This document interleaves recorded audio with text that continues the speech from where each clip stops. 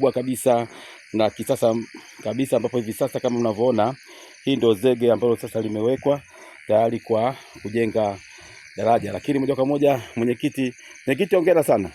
Asante sana. Bwana, naona sasa tuko site kabisa. Naam. Hebu tuelezee ni kwa nini umeamua sasa kufanya mambo makubwa ambayo kwa kweli hata wananchi wa mtaa wa Zavara hakutegemea kufanya kitendo hiki kikubwa, daraja la kisasa kabisa. Karibu jaribu kuelezea kidogo, maana ni daraja ambalo kwa ni nzuri sana. Daraja hili limeamua kujengwa hili daraja kwa sababu kutokana na changamoto ambazo zilizopo huku nakoona mbele kuna shule za msingi, lakini bado kuna wakazi. Kwa hiyo tumeamua kujenga daraja hili kwa ajili ya kutafuta ili kupitisha watu wengi muingiliano kati ya mtaa wetu pamoja na mitaa ya jirani kuweza kulitumia hili daraja.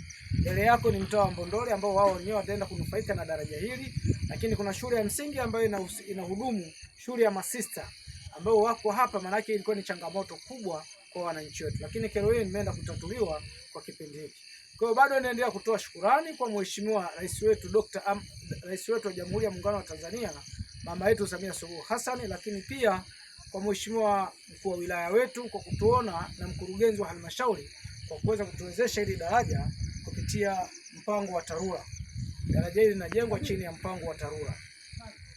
Hongera sana mwenyekiti. Bila shaka wakazi wa mtaa wa Zavara hakukosea kabisa kukuchagua kuwa mwenyekiti wa serikali za mitaa, ambapo waliona na walikuona kwamba unaweza kupambana na hatimaye sasa wanaona matunda kama haya. Ili daraja nadhani ni zaidi ya daraja bora kabisa iliyopo katika mtaa wako. Ni sahihi, ndio daraja kubwa kuliko madaraja yote, kwa sababu kwenye mtaa wangu nilikuwa bado sijapokea mradi wa daraja, lakini daraja hili ndio daraja la kwanza.